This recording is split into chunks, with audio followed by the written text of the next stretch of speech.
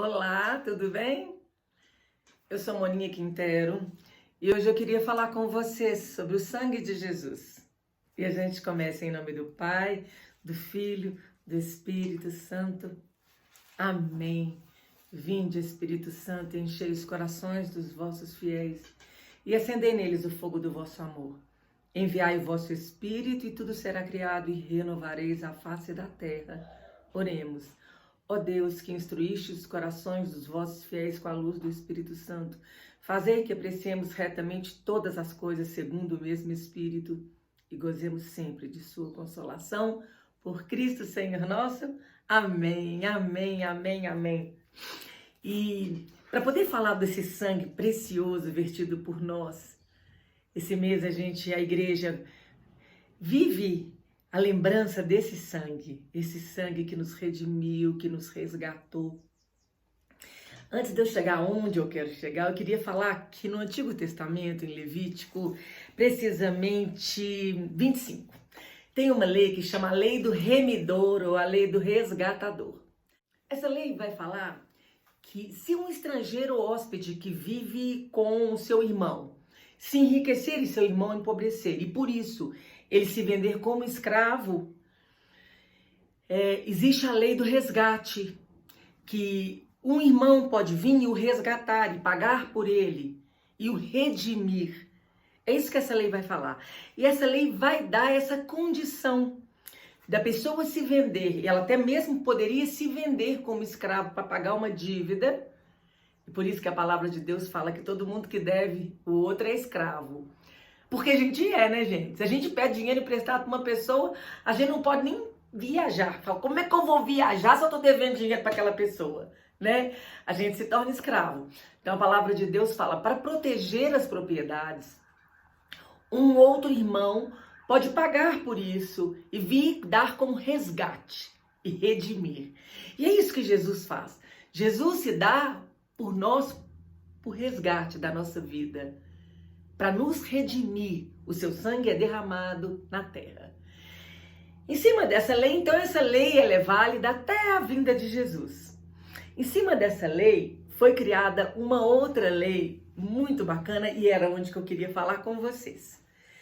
Ela está em Levítico, capítulo 21, 2, a partir do versículo 17, fala assim: O Senhor falou a Moisés: Dize a Arão, a seus filhos, a todos os israelitas: se algum israelita ou estrangeiro residente em Israel apresentar uma oferta em cumprimento de um voto ou uma oferta voluntária e oferecer em sacrifício do Senhor o boi, a ovelha ou a cabra, deverão ser sem defeito. Não ofereçais nenhum animal defeituoso, pois não será aceito. Quando alguém oferecer gado graúdo ou gado miúdo em sacrifício da comunhão do Senhor para cumprir um voto ou oferta voluntária, a vítima deverá ser perfeita para ser aceita, sem nenhum defeito. Nenhum animal cego, estrupiado ou mutilado, com bernes, sarnas, verrugas, podeis oferecer ao Senhor ou queimá-lo no altar. E ele vai falando sobre esse animal que vai se oferecer. O que acontece nessa época? As pessoas ofereciam sacrifícios para o Senhor para ser redimido do seu pecado. Então já não tinha o resgatador e agora então eles ofereciam sacrifícios. Então eles iam ao altar, levavam seu animal, não poderia ser animal doente porque muitas famílias pegavam o pior animal. Não poderia ser animal doente, com ferida, sem um olho, machucado, tudo isso vai descrever nessa passagem. E o sacerdote colocava a mão sobre aquela cabeça do animal, redimia aquela família, matava o animal e aquele sangue daquele animal era caído na terra e aí ele era aspergido e o sacerdote então purificava todas daquela família de seus pecados. Só que acontece que muitas famílias não levavam animais, muitas vezes porque não tinham posses, porque não tinham condições de levar e não levavam. E aí Deus, na sua infinita misericórdia, então resolve que o sacrifício seria feito uma vez por ano.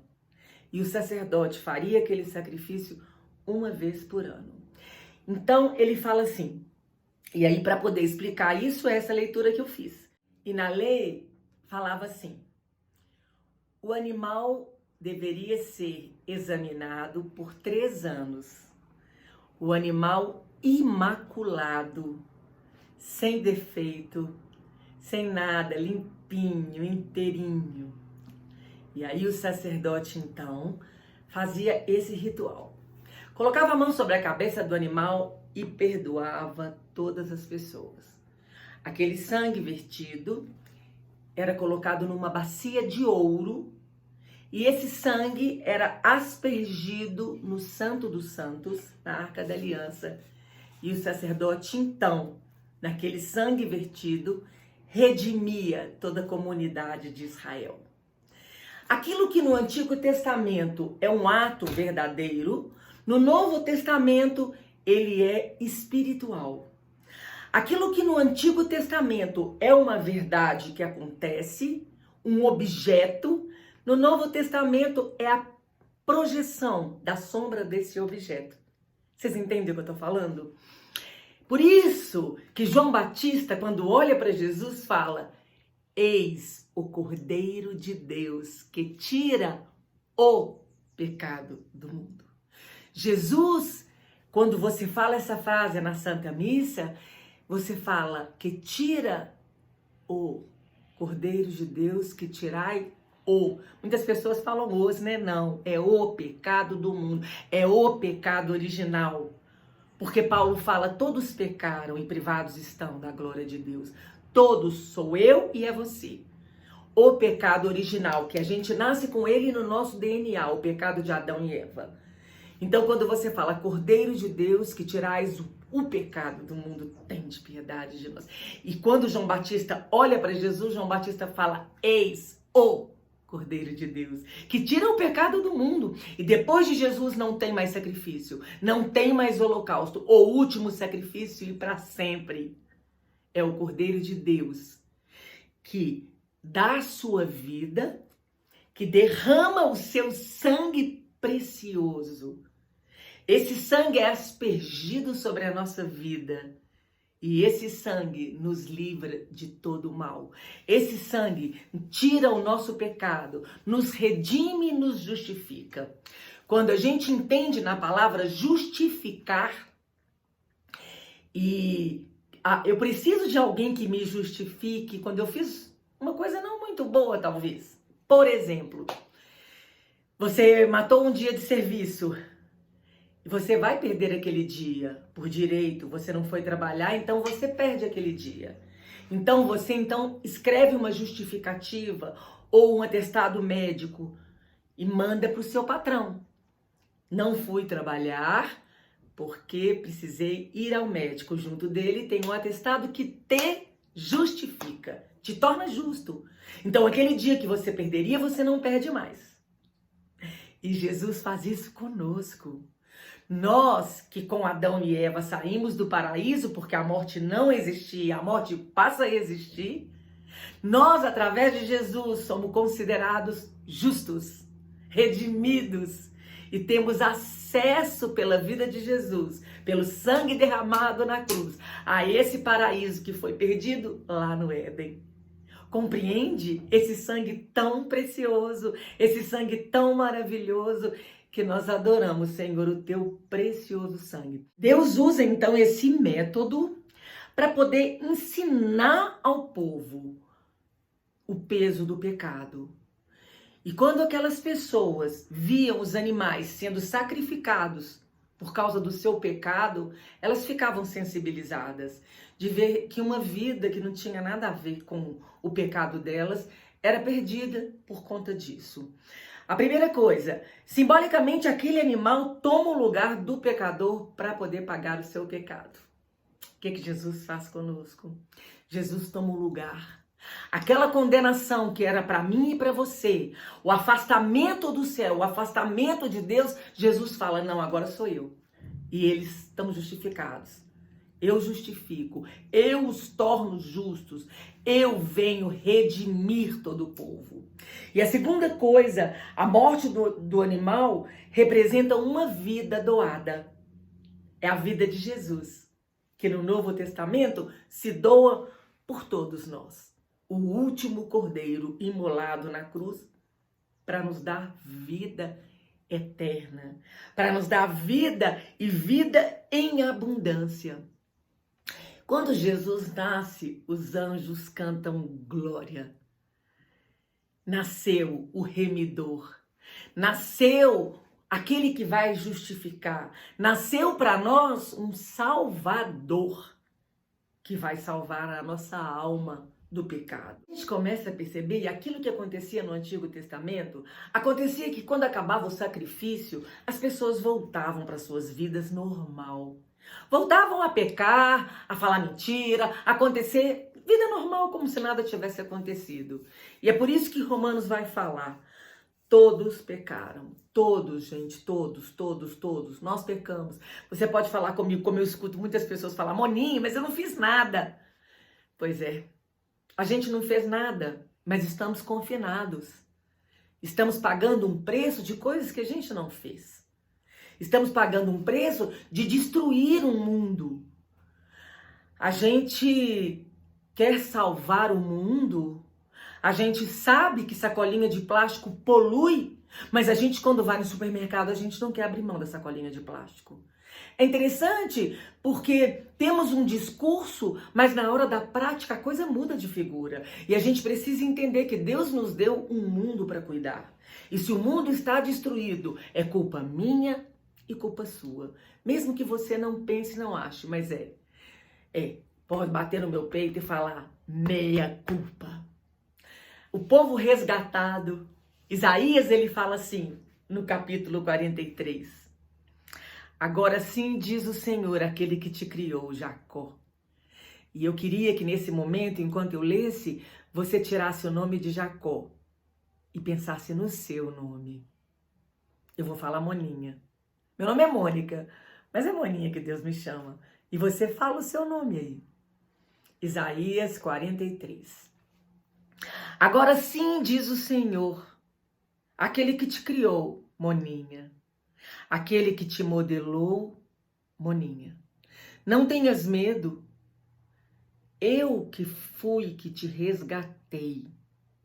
Te chamei pelo meu nome. Tu és minha, tu és meu. Se tiveres que atravessar pela água, contigo eu estarei. A inundação não vai te submergir. Se tiveres que andar pelo fogo, não vai te queimar. As chamas não te atingirão, pois eu sou o Senhor, o teu Deus, o Santo de Israel, o teu forte. Para pagar tua liberdade eu dei o Egito, pois é muito preciosa para mim, Moninha.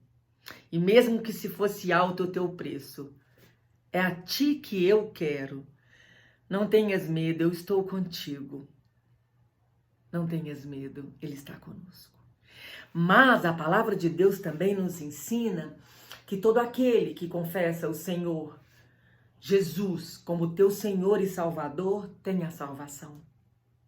Para a gente ter essa salvação, para a gente ter o motivo desse sangue precioso derramado na cruz para me salvar, eu preciso ter Jesus como Senhor da minha vida. Jesus é o Senhor da sua vida? Se Ele não é, hoje é o dia de você clamar por isso. De você dizer, Senhor, venha ser o Senhor da minha vida. Venha ser o Senhor da minha família. Venha ser o Senhor dos meus negócios. Venha ser o Senhor do meu dinheiro. O Senhor da educação dos meus filhos. Venha, Jesus. Seja Senhor de tudo. E só deixa aquilo que o Senhor quer. Cuida das nossas coisas, Senhor. Tudo é teu, nada é nosso. Nada é nosso. Deus é nosso Redentor. Ele envia Jesus para nos redimir. A segunda coisa que eu queria falar para você. Muitas vezes a gente caminha hoje olhando para trás. Olhando tudo que a gente fez de errado, o pecado que nos destruiu. E a gente não se perdoa. Deus já nos perdoou. O sacerdote já te deu absolvição do seu pecado, mas você não se perdoa. E hoje eu queria falar com você que tem essa dificuldade de se perdoar. Deus te perdoou. Deus enviou Jesus para dar a sua vida em resgate da sua e da minha. Se Ele, que é Deus, te perdoou, por que você não se perdoa? Por que você se condena? Aquilo que tem condição de se voltar atrás, volta e muda o foco. Aquilo que não tem mais condição de mudar, vira a página. Aceita, se perdoa, caminha com Jesus. E dessa forma, a gente vai começar a perceber que Deus tem planos acerca da nossa vida. Deus tem planos sobre você. Então, descubra quais são os planos que Deus tem sobre você. E viva na presença dele com alegria e agradecimento e gratidão, porque ele deu a vida por ti e por mim. Comece a enxergar o que Deus vê em você. Você tem o valor. Ele quis habitar em você. Deus não é Deus de fazer visita. Deus é Deus de fazer morada. E ele quis e enviou o Espírito Santo que habita em nós, que faz morada em mim e em você. Se dê o valor. Onde você tem buscado o seu socorro? O salmista fala: ergo os meus olhos para os montes, de onde virá o meu socorro? O meu socorro vem do Senhor, que fez o céu e a terra. Ele não permitirá que meus pés vacilem. Aquele que me guarda não cochila, nem dorme. O guarda de Israel. Vamos rezar? Fecha seus olhos. Fecha seus olhos junto comigo. Eu também vou fechar. Vamos rezar. Senhor Jesus, nesse dia eu te entrego cada pessoa que nos ouve, cada pessoa que nos acompanhou. Em primeiro lugar, Senhor, muito obrigada. Nosso coração hoje é pleno de gratidão, porque o Senhor deu a vida para me resgatar. O Senhor deu a vida para nos salvar, para nos justificar, para nos redimir. E muitas vezes temos buscado em tantos lugares a salvação da nossa vida, quanto só o Senhor é a salvação da nossa vida. Queremos colocar o nosso olhar sobre o Senhor, sobre a Tua palavra, Senhor, andar para frente junto com o Senhor. Não queremos mais olhar para trás. Te pedimos perdão pelos nossos erros, por tudo que fizemos, e hoje nós queremos falar com o Senhor. Senhor, queremos andar com o Senhor, olhando para frente. Queremos enxergar aquilo que o Senhor vê em nós, porque a nossa baixa autoestima anda tão grande, Senhor. Não nos valorizamos como o Senhor mesmo nos valoriza. Nos faça enxergar, Senhor, no nosso coração aquilo que o Senhor enxerga em nós. Cuida de nós, Senhor. Obrigada, Jesus, pelo seu sangue derramado na cruz, que nos redimiu, que nos justificou, que nos resgatou e que nos deu acesso de novo ao paraíso perdido. Amém. Deus te abençoe, te proteja. Fica com Deus.